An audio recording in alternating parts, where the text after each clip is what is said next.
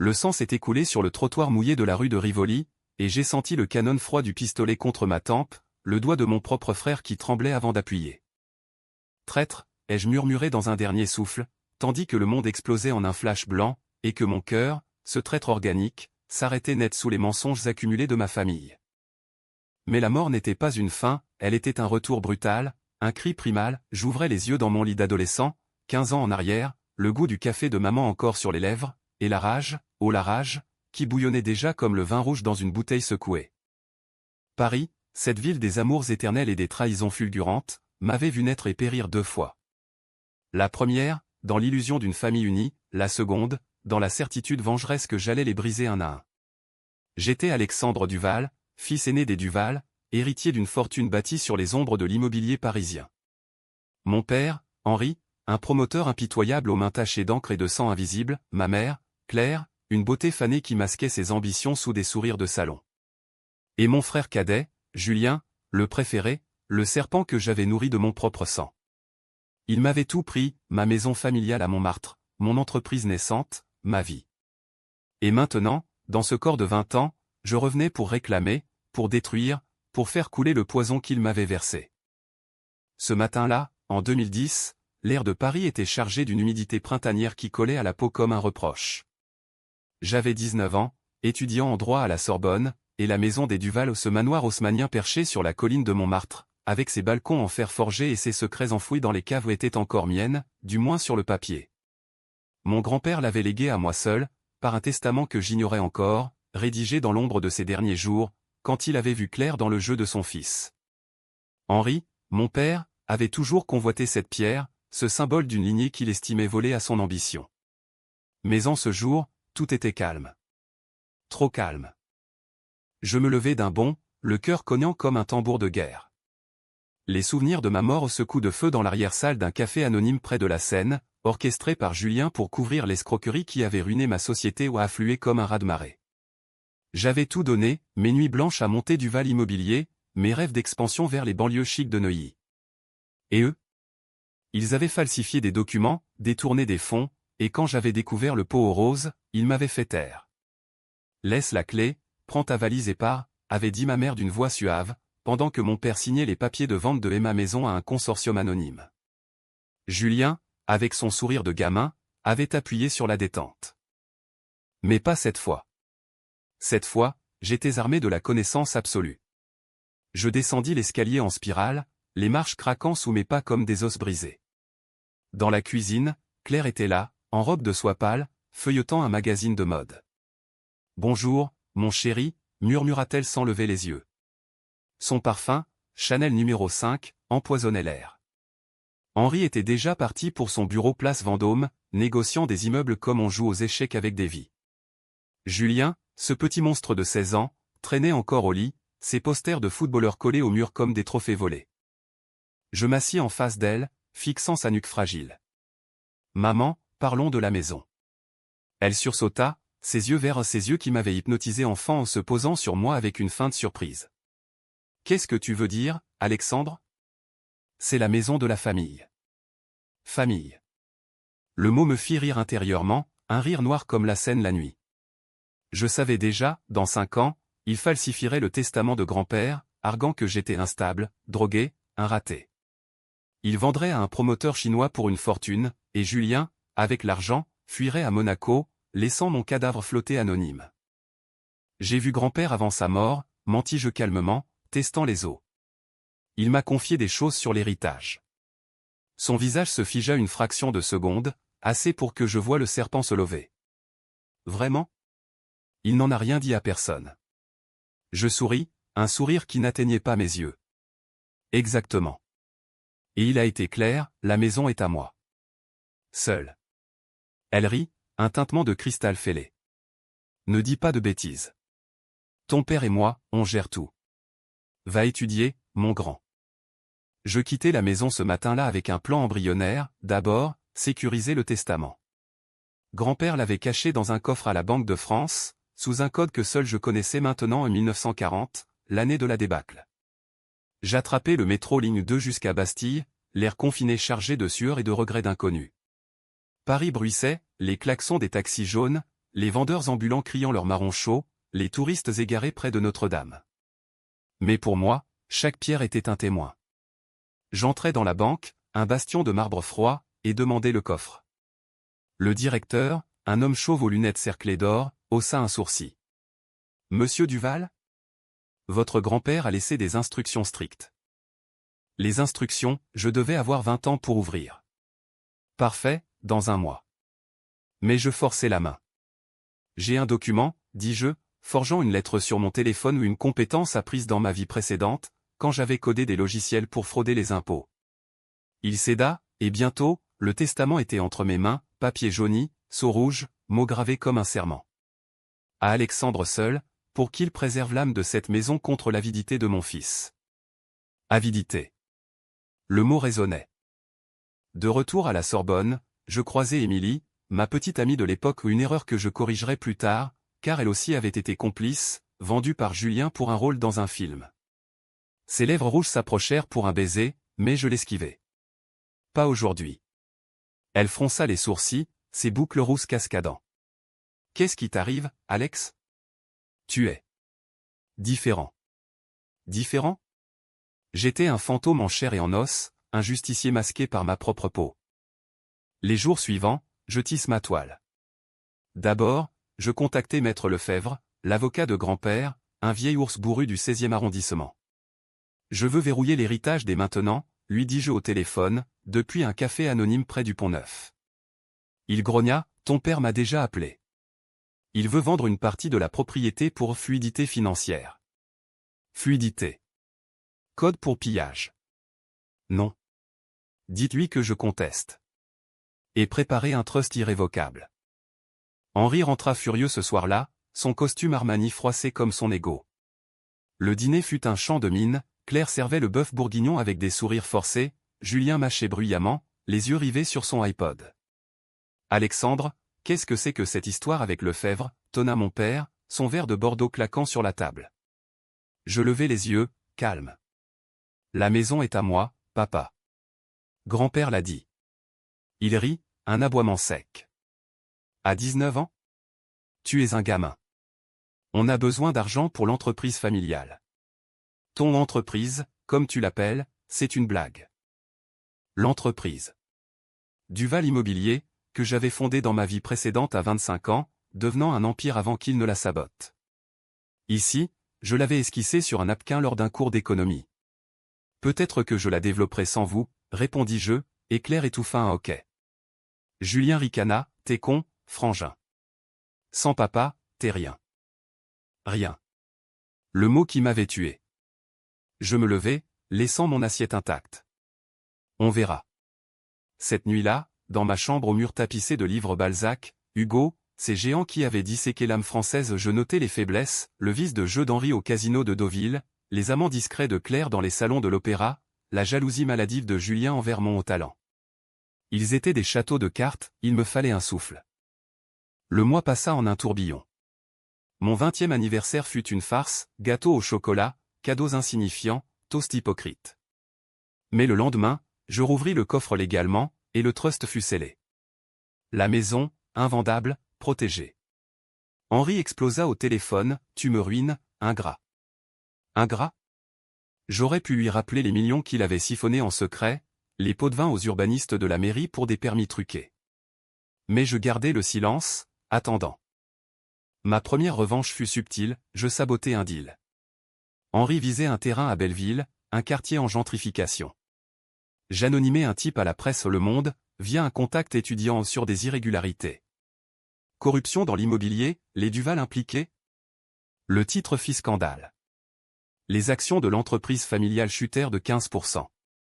Il hurla dans le salon, « Qui a fait ça ?» Je feignis l'innocence, buvant mon thé. Émilie pressentit le changement. Nous marchions le long de la Seine, les lumières des bateaux-mouches dansant sur l'eau. « Tu es distant, Alex. Comme si tu portais un secret. » Je la regardai, ses yeux noisettes suppliants. Dans ma vie passée, elle avait témoigné contre moi, jurant que j'étais violent, pour plaire à Julien. Peut-être que je porte la vérité, dis-je. Elle rit nerveusement. Quelle vérité ? Je m'arrêtai sous un pont, l'eau clapotant en dessous. Celle qui dit que l'amour est une illusion, et la famille, un piège. Elle s'éloigna ce soir-là, blessée. Bien. Moins de liens, plus de liberté. Bientôt, le premier coup dur pour eux, Julien. Le petit prince, avec ses rêves de gloire footballistique. J'avais vu, dans mes souvenirs, comment il avait dealé de la coque pour financer ses vices, se faisant arrêter à 20 ans. Cette fois, je l'accélérais.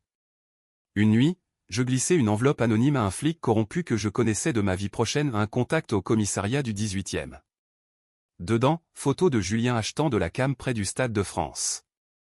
Le lendemain, les keufs débarquèrent à la maison pendant le petit-déj. Julien Duval, vous êtes en état d'arrestation pour possession. Le chaos fut délicieux. Claire s'effondra en larmes, Henri jura comme un charretier. Julien, menotté, me fusilla du regard, c'est toi, hein? Je haussai les épaules. Pourquoi moi? Il partit pour Fleury-Mérogis, ce purgatoire parisien, pour 6 mois. Claire me supplia, aide-le, Alexandre. Il est ton frère. Frère. Le mot me brûla. Il s'est aidé lui-même. Avec Julien hors jeu, Henri redoubla d'efforts pour la maison. Il engagea un avocat véreux, tenta de prouver mon incompétence mentale des faux certificats psychiatriques. J'anticipe, je consultai un psy réel, un ancien de la faculté de médecine, et obtins un rapport impeccable. Le juge, une femme austère du palais de justice, rejeta la requête. La loi est claire, monsieur Duval. La propriété est à votre fils. Henri sombra. Ses dettes de jeu explosèrent, il emprunta à des usuriers italiens, ces ombres de la place Clichy. Je le vis un soir, titubant rentrant, l'haleine aigre de cognac. Tu me hais, n'est-ce pas, murmura-t-il dans le couloir sombre. Je le fixai, les yeux froids. Non, papa. Je te connais. Il s'effondra, pleurant pour la première fois. Pitié? Non. C'était le début. Claire, elle, se tourna vers l'adultère.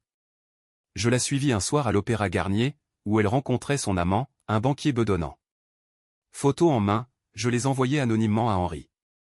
Le divorce fut sanglant, elle perdit la moitié de ses bijoux, et l'hôtel particulier du 7e. Elle me confronta, hystérique, c'est toi. Tu as tout gâché. Je souris doucement. Tu l'as fait toi-même, maman. Paris, témoin indifférent, continuait son ballet, les croissants dorés aux terrasses de Montparnasse, les amants enlacés sous la pluie fine, les sirènes hurlant dans la nuit. Mais sous la surface, ma vengeance bouillonnait.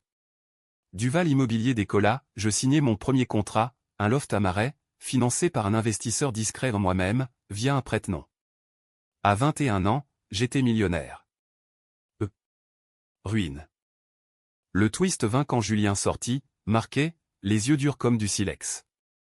Il me coinça dans le jardin de la maison et ma maison, maintenant fortifiée par des caméras et un serrurier. Tu vas payer, frangin. Papa et maman sont brisés à cause de toi. Je ris. Non.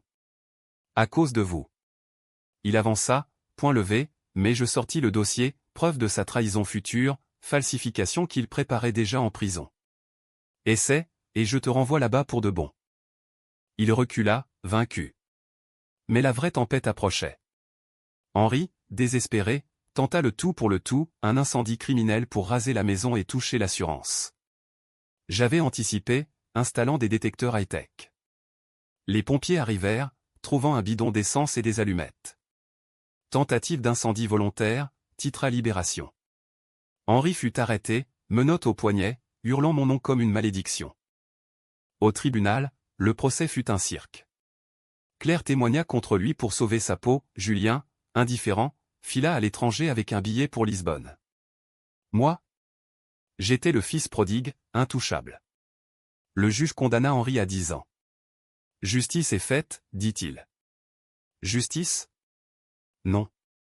Vengeance. Pourtant, dans la solitude de ma maison, entouré de fantômes, je sentis le vide. Était-ce la victoire? Ou un écho de leur poison en moi? Paris scintillait dehors, indifférente. J'ouvris une bouteille de Château Margaux, trinquant à l'air. À la famille. Mais le vrai twist, celui qui me hanta, dans mes souvenirs, après ma mort, Julien avait hérité de tout, marié Émilie, élever des enfants dans Emma Maison. Ici, il errait, seul. Claire finit dans un studio sordide du 13e, Henri, en cellule, écrivant des lettres que je brûlais. Avais-je gagné? Ou créé un monstre pire? La nuit, je marchais dans Montmartre, le Sacré-Cœur veillant comme un œil accusateur. La vengeance était douce, mais amère. Et Paris, cette putain éternelle, riait de nous tous. Les mois suivants furent un lent empoisonnement. Avec Henri derrière les barreaux de la santé, cette forteresse grise qui avale les âmes parisiennes comme un ogre affamé, la maison de Montmartre devint mon sanctuaire et mon arsenal. J'y installai un bureau, entouré de plans d'architectes et d'écrans clignotants, transformant les caves humides en salles de serveurs pour Duval Immobilier. L'entreprise grandissait, un immeuble à la Défense, des lofts rénovés dans le Marais, des contrats avec des expatriés Ricardo qui fuyaient Londres pour les charmes fiscaux français. À 22 ans, j'étais l'ogre maintenant, dévorant le marché avec une faim que ma vie précédente avait aiguisée. Claire appelait sporadiquement, sa voix chevrotante filtrée par le haut-parleur de mon iPhone. « Alexandre, mon fils, laisse-moi venir. Juste pour un café. » Café? Comme celui qu'elle m'avait servi empoisonné de mensonges le jour de mon expulsion fantôme. Je refusais, poli mais ferme. « Pas encore, maman. Réfléchis à tes choix. » Elle sanglotait, accusant le sort, Henri, Julien jamais elle-même. J'enregistrais chaque appel, pièce à conviction pour le jour où je la confronterais publiquement, peut-être dans un article du Figaro, la duchesse déchue, confession d'une mère traîtresse. Julien, lui, avait disparu à Lisbonne, travaillant comme barman dans un bouge d'Alfama, selon les rumeurs que je pistais via un détective privé à un ex-flic du 36 quai des Orfèvres, payé en cash. Il postait des selfies flous sur Instagram, torse nu sous le soleil ibérique, légendé de citations philosophiques bidons, la vie recommence à zéro. Zéro. Ironie cruelle. Je lui envoyais un colis anonyme, une clé USB avec des captures d'écran de ses deals en prison, plus une note, reviens, ou ça sort au grand jour. Il ne revint pas, mais ses postes cessèrent. Silence assourdissant. Ma vie personnelle? Un désert calculé. Émilie avait fui vers Cannes, poursuivant son rêve d'actrice dans les festivals snobs. Je la vis une fois, par hasard, au festival de Cannes. J'y étais pour un deal immobilier avec un producteur. Elle, en robe moulante rouge, au bras d'un vieux financier. Nos regards se croisèrent dans la foule du palais, et elle pâlit. « Alex » murmura-t-elle, s'approchant, parfum de jasmin couvrant son hypocrisie. « Tu as changé. » Succès? Je hochai la tête, froid. Succès. Et toi? Toujours à vendre ton âme. Elle rougit, bafouilla une excuse sur Julien, sur l'argent facile. Je ris doucement. Garde-le. Ça pue la trahison.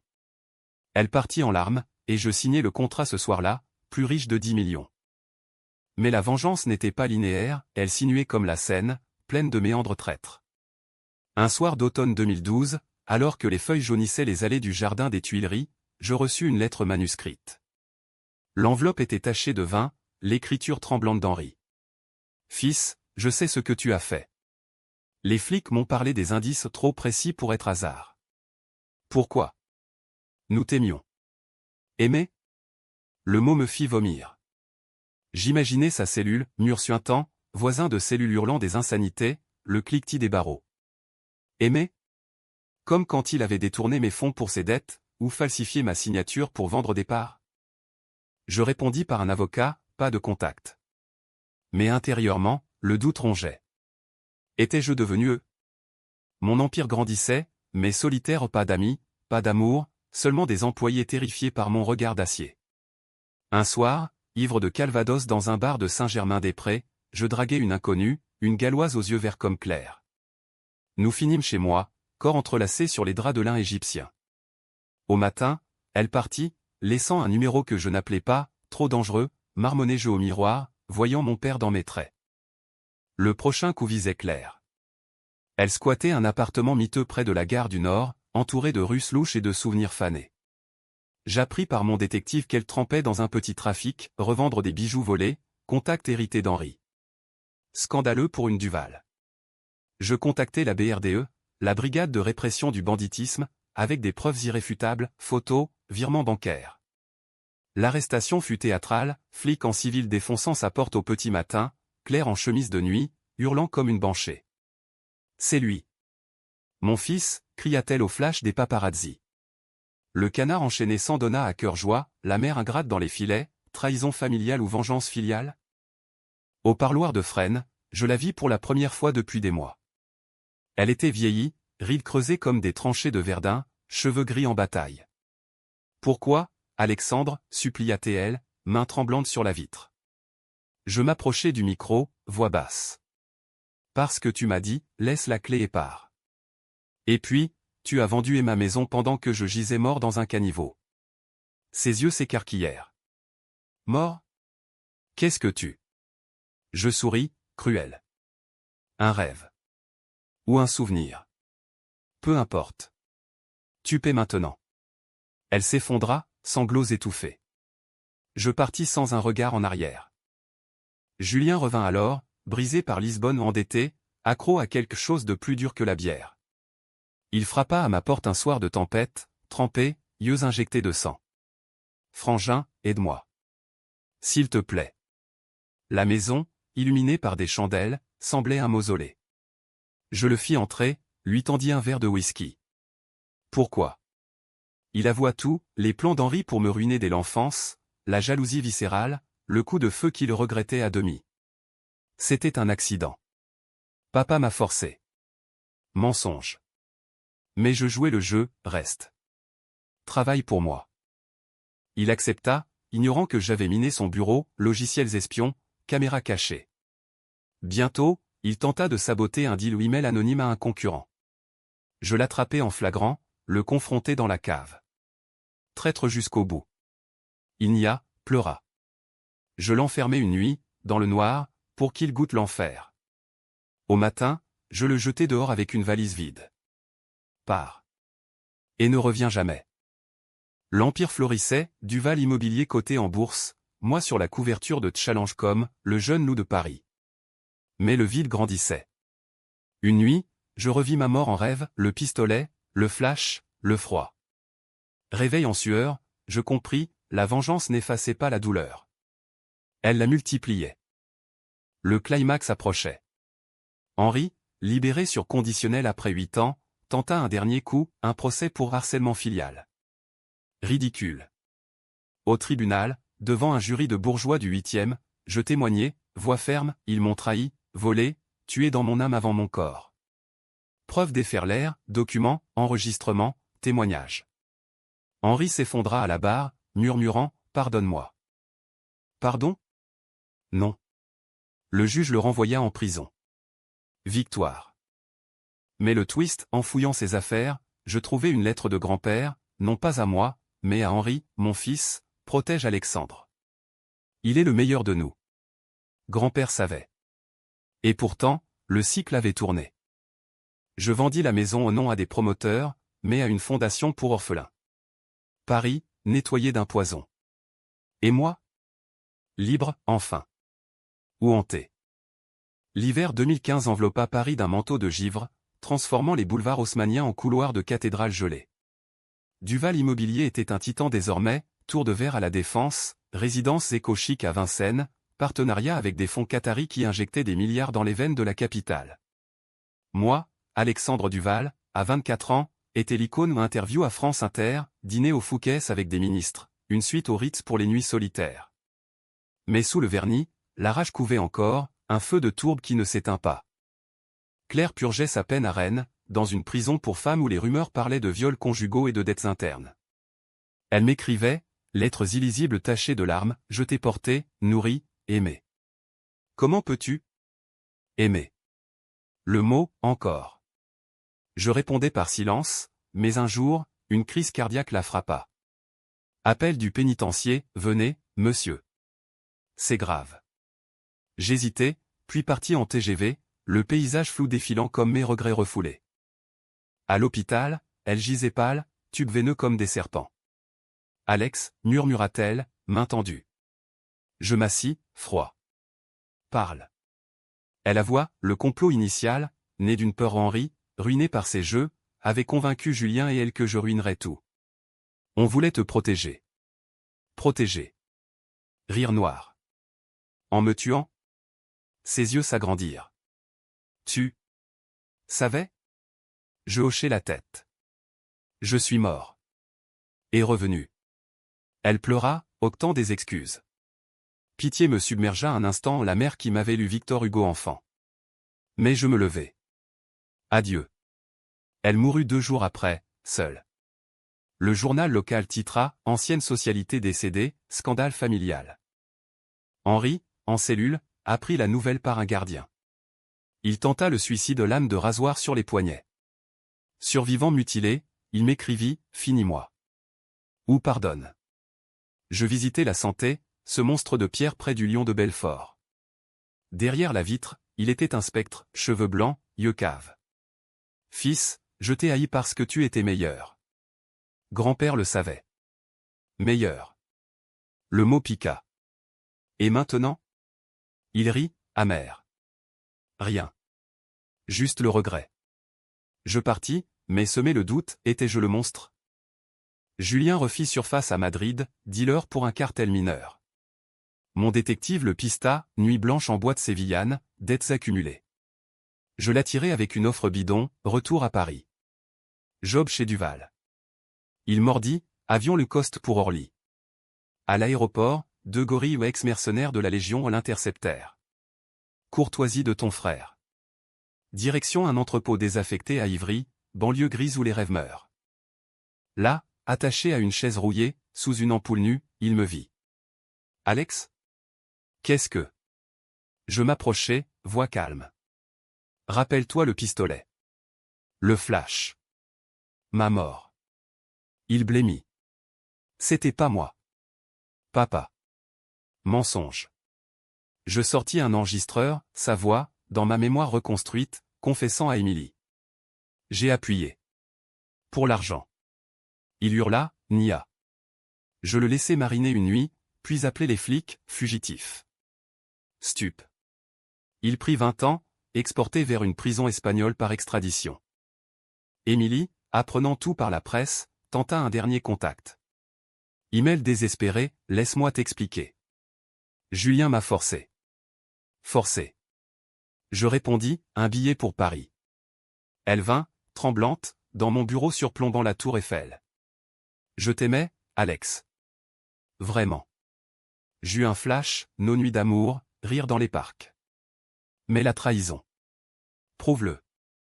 Elle s'agenouilla, lèvres sur ma ceinture. Sexe mécanique, vide. Au matin, je la jetai dehors. Va. Et oublie. L'Empire atteignait son zénith, OPA sur une société rivale, rachetée pour peanuts après un scandale que j'avais orchestré aux fuites fiscales vers les îles Caïmans. Le board me acclama, visionnaire. Visionnaire. Ou vengeur. Mais le twist familial surgit, une demi-sœur, inconnue. Lettre d'un notaire, ma mère avait eu une liaison, enfant caché en Bretagne.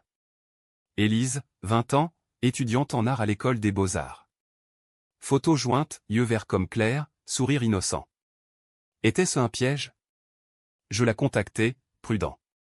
Rendez-vous au Louvre, sous la joconde ironie, ce sourire énigmatique.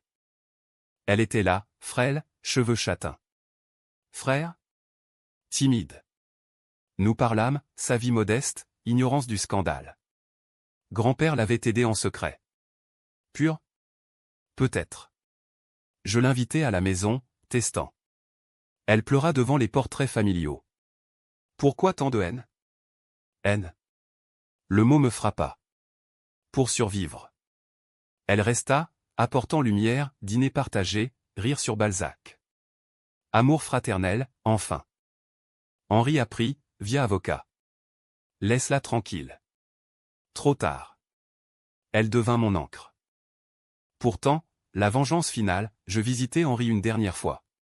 Libéré bientôt? Il hocha la tête, fragile. Et alors? Rien. Juste. Merci de m'avoir rendu fort. Il pleura. Je partis, verrouillant la porte.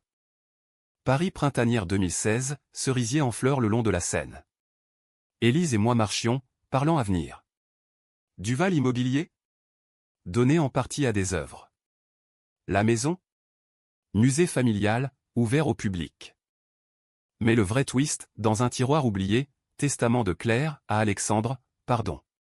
Tu étais tout. Larmes, enfin. Vengeance achevée, cycle brisé. Ou pas. Julien s'évada, ombre rôdant. Fin. Non. Nouveau chapitre. L'été 2016 étouffa Paris dans une canicule biblique, l'asphalte fondant sous les talons des Parisiens exaspérés, les fontaines de la Concorde bouillonnant comme des protestations muettes. Élise avait emménagé dans la maison de Montmartre, transformant les pièces austères en ateliers colorés aux toiles éclaboussées de bleu Seine et de rouge passion, sculptures en argile évoquant des corps brisés et recomposés. Elle était ma rédemption inattendue, cette sœur sortie des ombres, avec son rire cristallin qui chassait les fantômes. Tu devrais sourire plus, Alex, disait-elle en peignant, pinceau entre les dents. Sourire? Je l'essayais, face au miroir, mais mes lèvres tiraient vers le rictus de mon père. Duval Immobilier naviguait en eau calme, diversification vers l'éco-habitat, partenariat avec des start-up vertes du 13e arrondissement. J'apparaissais dans les échos comme « le magnate philanthropique », ironie puisque chaque euro investi effaçait un peu plus le sang sur mes mains. Les médias fouillaient encore le passé, podcast sur « la malédiction des Duval », documentaire Netflix en gestation. Je les ignorais, focalisé sur Élise nos promenades au Père-Lachaise, où nous déposions des fleurs sur la tombe de grand-père, murmurant des secrets au marbre froid. Julien, ce fantôme, hanta les marges. Des rapports de mon détective, sighting à Barcelone, puis Marseille, finançant sa fuite par de petits coups vols de sac à main dans le métro, revente sur le dark web. Il m'envoya un email crypté, je sais pour Élise. Laisse-moi approcher, ou elle paie. Menace. Le sang se glaça. Élise, innocente dans ce bourbier? Je renforçai la sécurité, garde du corps discret, caméra IA, un bunker sous la maison pour les nuits paranoïaques. Henri sortit en septembre, silhouette voûtée franchissant les portes de la santé sous un ciel plombé. Les tabloïds le traquèrent, le patriarche Duval libre, rédemption ou revanche. Il loua un studio anonyme à Belleville, quartier bohème où les immigrés et les hipsters cohabitaient en chaos poétique. Pas d'appel, il respecta le silence. Mais un jour, il apparut au pied de Montmartre, fleur en main, attendant sous la pluie. Élise le vit de la fenêtre. C'est lui? Notre père? Je hochai la tête, tendue. Veux-tu le voir? Elle hésita, puis descendit. Leur rencontre fut un tableau de maître, pleurs, embrassade maladroite, confession chuchotée sur un banc mouillé.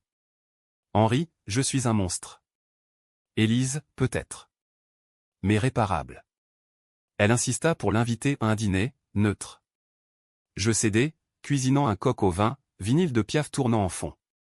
Conversation guindée, souvenirs édulcorés, rire forcé. Henri me fixa, fils, et toi? Je haussai les épaules. Survivant. Fin de soirée, il partit, promettant de revenir. La confiance fragile germa. Henri aida Élise avec ses études, payant de sa pension maigre. Moi, je surveillais, micro dans son studio, trace GPS. Paranoïa? Ou sagesse? Émilie ressurgit, cette vipère. Appel surprise, je suis enceinte. De toi. Mensonge flagrant une autre nuit datait de moi, et elle avait vu d'autres depuis. Mais le doute, avortement? Ou piège pour argent? Je la convoquai à l'avocat, test ADN exigé. Négatif, bien sûr. Elle hurla, salaud. Tu mérites la solitude. Solitude. Mon vieil ami. Le climax familial éclata en novembre. Julien, traqué par Interpol pour un braquage raté à Nice, fuit vers Paris. Info de mon réseau, il visait la maison, pour régler les comptes. Alerte maximale. Nuit d'orage, tonnerre roulant sur la ville comme un présage. Élise et moi barricadés, Henri appelé en urgence il vint, tremblant, un vieux revolver de grand-père en poche. Ils arrivèrent à l'aube, Julien et deux complices, masqués, crochetant la porte de service. Alarme hurla. Fusillade chaotique dans le salon, éclat de vase Ming, sang sur les tapis persans. Je tirai appris en vie précédente, stand de tir à Vincennes touchant un spire à la jambe. Henri, héroïque, abattit l'autre. Julien, acculé, arma son pistolet le même, gravé dans ma mémoire. Finissons ça, frangin. Élise cria, non. Henri se jeta devant, balle dans l'épaule. Julien fuit par la fenêtre, sirène approchant. Hôpital pour Henri, chirurgie, transfusion. Élise veilla, moi dehors, fumant, rage intacte. Julien capturé le lendemain, au bois de Boulogne, hébété par la came. Procès express, perpétuité pour meurtre au second degré où le sbire était mort. Je regrette, murmura-t-il à l'audience, yeux sur moi. Regret. Tardif. Henri survécu, cicatrice comme médaille. Merci, fils. Pour m'avoir donné une chance. Chance. Peut-être. Twist, dans ses affaires confisquées, journal de Julien, Alex est un démon. Mais je l'ai créé. Miroir brisé. Paris hivernal 2016, lumière de Noël sur les Champs-Élysées. Nous, famille recomposée où Élise, Henri, moi au dyname ensemble. Rire vrai, enfin. Vengeance? Achevé. Ou transformé en pardon? Mes ombres, Émilie, enceinte pour de vrai, d'un autre, mendiant aide. Je payais, anonyme. Cycle, brisé. Le printemps 2017 fleurit Paris en un carnaval de couleurs, les terrasses des cafés débordant de Parisiens libérés de l'hiver, toast au chablis claquant comme des promesses. La maison de Montmartre, rénovée après la fusillade, vitres blindées, murs repeints en blanc pur respirait à nouveau, imprégné de l'odeur de la peinture fraîche et des herbes d'Élise dans le jardin suspendu. Henri y avait une chambre, modeste, où il lisait Dostoïevski la nuit, cherchant rédemption dans les abysses russes. Élise exposait à la FIAC, ses sculptures au torse tordu symbolisant la trahison acclamée par la critique du monde des arts. Moi? Duval Immobilier était un géant éthique, logements sociaux à Clichy-sous-Bois, fonds pour les SDF du canal Saint-Martin. Philanthropie? Ou exorcisme? Julien pourrissait à Clairvaux, prison médiévale où les jours s'étirent comme des chaînes. Il m'écrivit une fois, tue-moi en esprit, mais souviens-toi, nous sommes le même sang. Même sang. Poison partagé.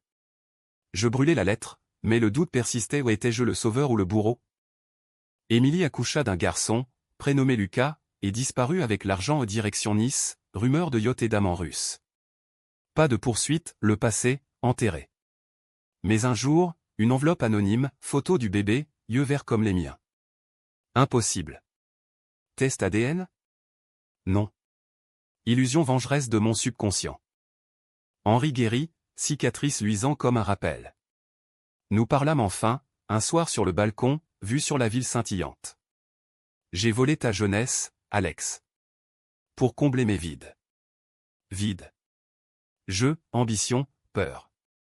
Et maintenant? Il haussa les épaules. Je vis pour Élise. Et toi? Pardon implicite. Je serrai sa main, ridée. Alors vie. Élise tomba amoureuse d'un sculpteur breton, barbu, doux. Mariage intime à la mairie du 18e, puis réception dans la maison, rire, danse sur du Brassens. Je trinquai, à la famille. Réel, cette fois. Henri pleura, discret. Mais le twist final, cruel comme un roman de Zola, un appel du notaire. Testament caché de grand-père, révélé post-mortem. Non à moi seul, à nous tous, conditionnel, si la famille se déchire, tout au fils aîné. Si elle guérit, partagée. Guérit? Nous l'avions fait. La fortune restante, action, propriété divisée. Henri refusa sa part, à toi, fils. J'ai assez volé. Élise accepta pour son atelier. Richesse partagée, chaîne brisée. Paris, témoin, applaudit en silence, feu d'artifice du 14 juillet sur la tour Eiffel, explosion colorée comme catharsis. Pourtant, dans la quiétude, je sentis l'écho, ma mort, ce flash éternel. Étais-je vraiment revenu? Ou un rêve dans la tête d'un cadavre? Une nuit, je revis Julien, nous sommes toi. Réveil en sueur, Élise endormie près de moi, au nom, sœur, pas amante. Solitude choisie. Cathétuque, j'ouvris la maison au public, musée de la trahison et du pardon. Visiteurs erraient, touchant les murs hantés. Moi? Je voyageais aux Provences, vignes ondulantes, vin pur sans poison. Henri resta, gardien. Élise créa. Julien? Oublié, ou peut-être, un jour, visité. Vengeance? Pas bic ACH, mais coyo fragile, humain. Paris rit, éternel. Et moi, enfin, je souris.